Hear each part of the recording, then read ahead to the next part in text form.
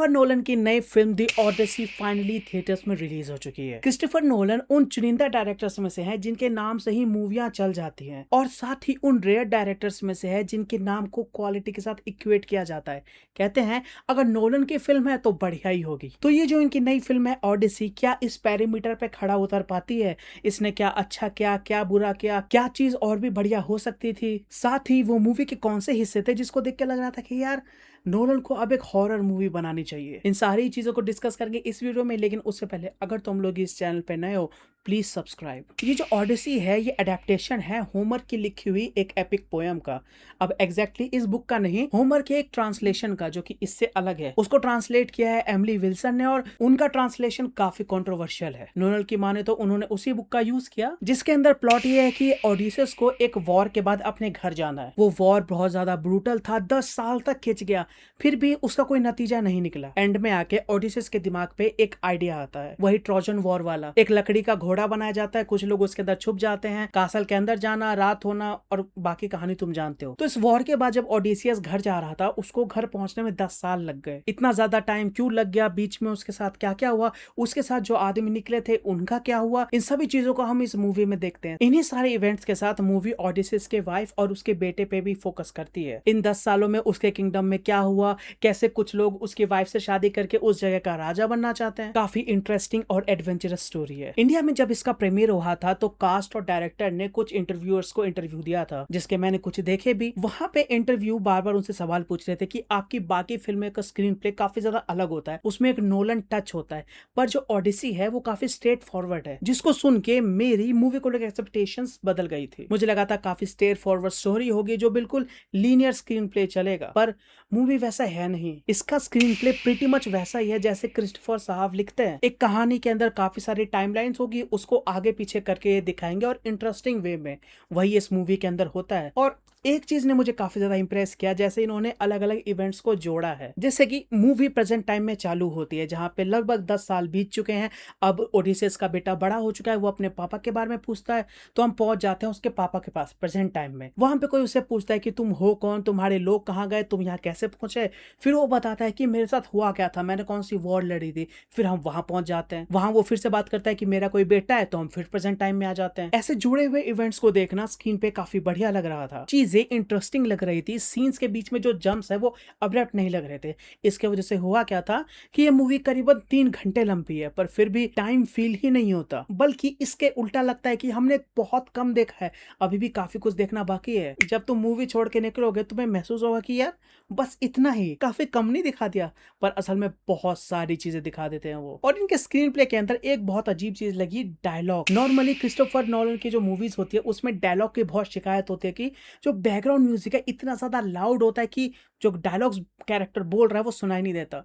पर इस मूवी में बिल्कुल अलग है। इसका बैकग्राउंड म्यूजिक भी, जिसकी बात आगे करेंगे, और साथ ही इसके डायलॉग समझ में भी आते हैं, उनका मीनिंग भी काफी बढ़िया निकलता है और बैकग्राउंड नॉइज उसको परेशान नहीं करता। इसके बाद इसके अंदर के कैरेक्टर्स और इवेंट्स भी बहुत अच्छे से लिखे हुए हैं। इवेंट्स में स्पेशली टेंशन, जब भी ऑडियंसेस और उसका जो क्रू होता है वो ऐसी जगह पे फंस जाता है जहाँ पे थोड़ा हॉरर भी तुम्हें देखने को मिलेगा, और टेंशन तो हमेशा ऊपर ही रहेगी। वो जहां भी जा रहे हैं वहां की चीजें इनको मार के खाने की कोशिश कर रहे हैं और इनको बस अपनी जान बचा के निकलना है। मतलब टेंशन हमेशा पीक पे रहती है और देख के मजा आता है। इसके बाद जो कैरेक्टर्स है, मूवी के अंदर बहुत सारे ऐसे कैरेक्टर्स है जिनका स्क्रीन टाइम 2 से 3 मिनट से ज्यादा नहीं है। कुछ कुछ का तुम 5 से 10 मिनट मान लो, पर उनका इम्पैक्ट बहुत ज्यादा है। स्पेशली जो रॉबर्ट पैटिंसन का कैरेक्टर है, ट्रेलर देख के मैंने जितना अंदाजा लगाया था स्क्रीन टाइम उतना नहीं है, पर भाई एंड तक आते आते तुम उसके कैरेक्टर से नफरत करने लगोगे। इसके अलावा जो छोटे छोटे कैरेक्टर्स है, जैसे डॉग हो गया, वो ब्लैंड मैन हो गया, और इसके बेटे का कैरेक्टर, उनकी वाइफ का कैरेक्टर, और जो बाकी क्या बोलते हैं सूटर्स क्या तो कहते हैं, वो सारे कैरेक्टर्स देख के गुस्सा आता है उन्हें। काफी अच्छे से लिखा है। और जो ओडिसियस का कैरेक्टर है इसमें सबसे ब्रिलियंट, एक तो ये वॉर हीरो है, तो उसका जो वॉर वाला साइड है वो तो तुम्हें दिखाई दिया। इसके सेकंड हाफ में नोलन उसके साइकी को भी दिखाते हैं उसी के पीओवी से, और भाई वो काफी ज्यादा ब्रूटल था। और जितना ब्रूटल और हैवी वो जाते हैं वो मैंने सोचा नहीं था, पर वो कुछ जगह अपने हाथ भी रोक देते हैं पर सिंबलिज्म से बता देते हैं कि हुआ क्या। काफी बढ़िया था वो। अब जितनी कमाल की इस मूवी की राइटिंग है, सेम लेवल पे या उससे ऊपर है इसके विजुअल्स। कुछ ही मूवीज होती है जिसको देखते समय तुम अपने फोन के बारे में सोचते तक नहीं हो, तुम भूल जाते हो कि एक दुनिया भी एग्जिस्ट करती है, तुम्हारा कोई घर है नहीं है कुछ नहीं पता, सिर्फ स्क्रीन पे जो चल रहा है वो और तुम। The Odyssey is the perfect example of that movie. मेरी आदत है कि मूवी में जब भी कुछ एक्स्ट्रा ऑर्डिनरी होता है या बहुत ही ज्यादा खराब होता है, मैं उसको नोट कर लेता हूँ, भले ही गलत स्पेलिंग में करूँ स्क्रीन पे देखते हुए, पर नोट कर लेता हूँ। पर एक भी बार ऐसा मोमेंट नहीं आया इस मूवी में जब मैंने कुछ नोट किया हो। स्क्रीन पे जो चल रहा था मैं देखते जा रहा था, और इसका सबसे बड़ा रीजन है मूवी के विजुअल्स। मतलब विजुअल ट्रीट है ये। मूवी के कुछ इनिशियल पोर्शंस में तो वो चीज हुई जो मैंने एक्सपेक्ट नहीं करी थी। ट्रेलर देख के मुझे अंदाजा हो गया था कि इस मूवी में थोड़े हॉरर वाले सीन्स होने वाले हैं, पर इतने ज्यादा होंगे वो नहीं सोचा था। आई मीन मूवी के जो इनिशियल दो सबसे बड़े पोर्शन है वो तो डायरेक्ट लगता है कि हॉरर मूवी से उठाए हुए हैं। पहले वाले जब वो एक आंख वाला राक्षस आता है, क्या बोलते हैं उसको, साइक्लोप्स बोलते हैं, वो जब आता है तो वहां पे थोड़ी सी प्रॉब्लम है, पर उसको डिस्कस करूंगा बाद में। वहां पे भाई जो हॉरर का माहौल बना दिया था अंधेरे से, एक्टर्स के एक्टिंग ने, उनके चेहरे पे डर देख के भाई मजा आ गया था।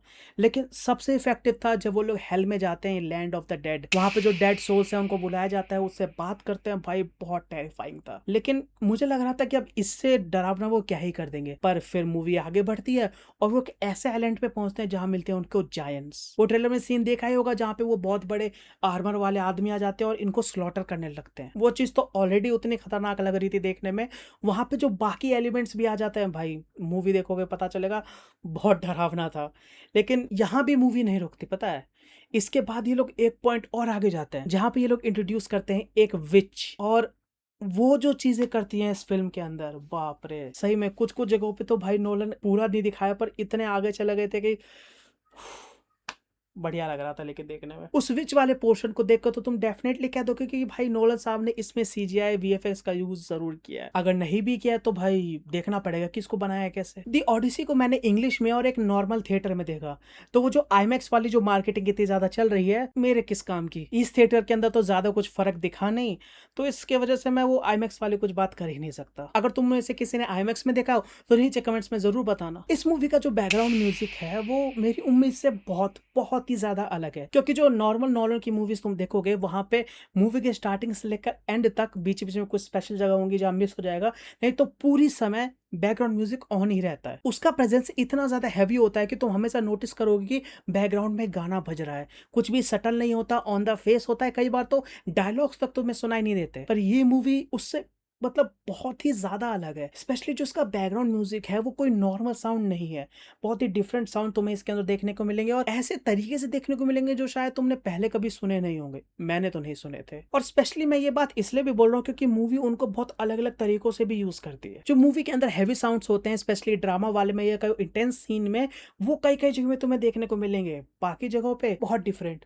अब उनको एक्सप्लेन करना बहुत ज्यादा मुश्किल है। चलो एक एग्जांपल देता हूँ, जो बहुत बड़ा गोंग है उसको बजा रहे हैं तो उसको बहुत बार बार डिफरेंट तरीके से यूज किया है। एक ड्रम हो गया पर उसमें ड्रम वाला साउंड नहीं आ रहा, बहुत अलग साउंड आ रहा है। पूरी 3 घंटे की मूवी में ये बैकग्राउंड म्यूजिक बहुत अलग अलग तरीके से चलता है, जिसमें साइलेंसेस का भी बहुत अच्छे से यूज किया, और इसका साउंड डिजाइन मुझे काफी ज्यादा पसंद आया। मूवी के अंदर एक सीन होता है जहां पे इनका शिप एक ऐसी जगह से जाता है जहां पे अगर किसी ने एक भी साउंड सुन लिया तो वो कभी जिंदा नहीं बचता। तो ओडिसियस अपने क्रू को बचाने के लिए उनके कान में वैक्स डाल देता है। तो जब सामने खड़ा एक कैरेक्टर एक कान में वैक्स डालता है तो इधर के स्पीकर्स बंद हो जाते हैं, और जब इस कान में डालता है तो इधर के स्पीकर्स बंद हो जाते हैं। सराउंड साउंड ने इस चीज को और भी एम्पलीफाई कर दिया था। भाई थिएटर में देखने का मजा तो आता है। कुछ साउंड्स को ये मूवी मोटिव की तरह भी यूज करती है। मूवी में ओडिसियस का एक तीर धनुष है, जब भी उसका वो रबड़ लगाता है तो ऐसे बजाता है, वहां पे एक स्पेशल साउंड डाल रखी है और वो मूवी में 2-3 बार बजता है। अगर तुम ध्यान से सोचने जाओगे तो वो आखिरी में क्या होगा तुम्हें अंदाजा लग जाता है, और होता भी वो है, तो काफी अच्छे से कनेक्ट किया था उसे। इन्हीं सब चीजों के साथ मैं यहाँ पे एक चीज मेंशन करना चाहूंगा कि जब इस मूवी का ट्रेलर या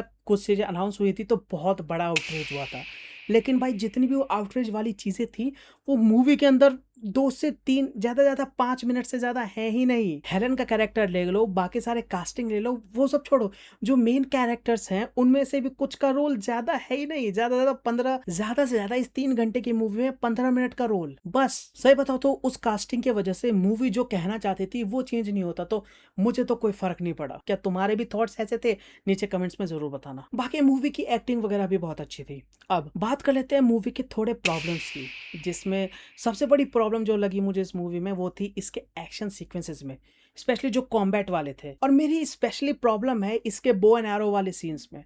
तलवार वगैरह साइड में कर दो, वो ठीक ठाक इन्होंने निकाल दिए थे। जितने भी तीर धनुष वाले सीन्स हैं उसमें ऐसा लग रहा है कि एक्टर एफर्ट ही नहीं डाल रहा, और स्पेसिफिकली बताओ तो वो एफर्ट नहीं डाल रहा। एक्टर ने तो ऐसे करके मार दिया, तीर भी आके चला गया, पर वो जितना पावर लगा के मार रहा है और तीर जितना दूर जा रही है उनका आपस में कोई मेल नहीं है। और ये चीज फिल्म के अंदर बहुत ज्यादा जा रही है, ये बहुत बार होती है, बहुत बार नहीं हर बार होती है। कई जगह तो देख के ऐसा लग रहा था कि इसको बहुत ही कैजुअली ले लिया, जो कि मुझे उतनी पसंद नहीं आई। इसके बाद जो मूवी का क्लाइमैक्स है, सबसे लास्ट बैटल, वो मुझे थोड़ा सा अंडरवेलमिंग लगा। उसको सेटअप बहुत अच्छे से कर दिया था, हाइप में भी बहुत ऊपर पहुंचा था कि भाई अब तो बस कत्लेआम होगा, पर वो क्लाइमैक्स उस हाइप को टच नहीं कर पाया। अच्छा था नो डाउट, पर वो जो हाइप इन्होंने क्रिएट करी थी उसके साथ मैच नहीं हुआ। वो इंटरव्यू वाली बात तो तुम्हें याद ही होगी, तो वहां पे इंटरव्यू ने एक चीज और कही थी कि मूवी का जब अंत होगा तो वो रोने लगा था, जिससे मेरी एक्सपेक्टेशंस मूवी को लेकर काफी ज्यादा बढ़ गई थी कि पता नहीं लास्ट में ऐसा क्या होगा कि हम सब रोएंगे, पर मूवी में ऐसा कुछ होता नहीं है। हाँ, मूवी लास्ट में जाके इमोशनल जरूर हो जाती है,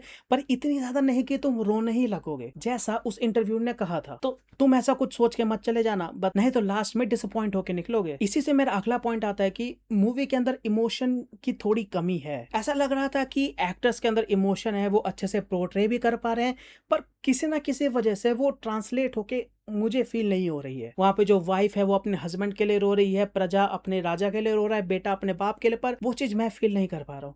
मुझे बस ऑडियंस का समझ में आ रहा था कि वो क्यों अपने घर जाना चाह रहा है। हो सकता है कनेक्शन की बात हो, मैं फील नहीं कर पाया।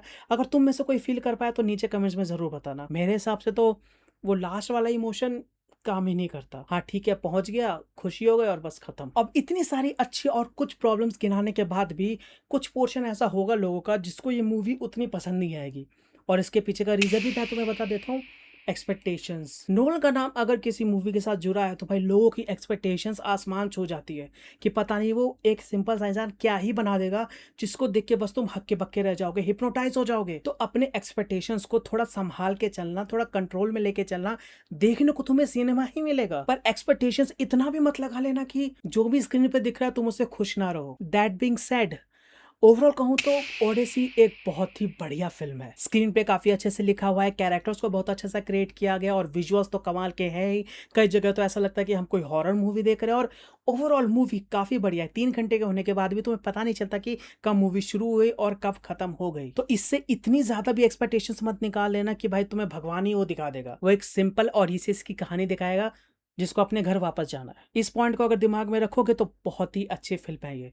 बाकी ये थे मेरे थॉट्स। तुम्हारे क्या ओपिनियन है इसको लेकर नीचे कमेंट्स में जरूर बताना है। सब्सक्राइब।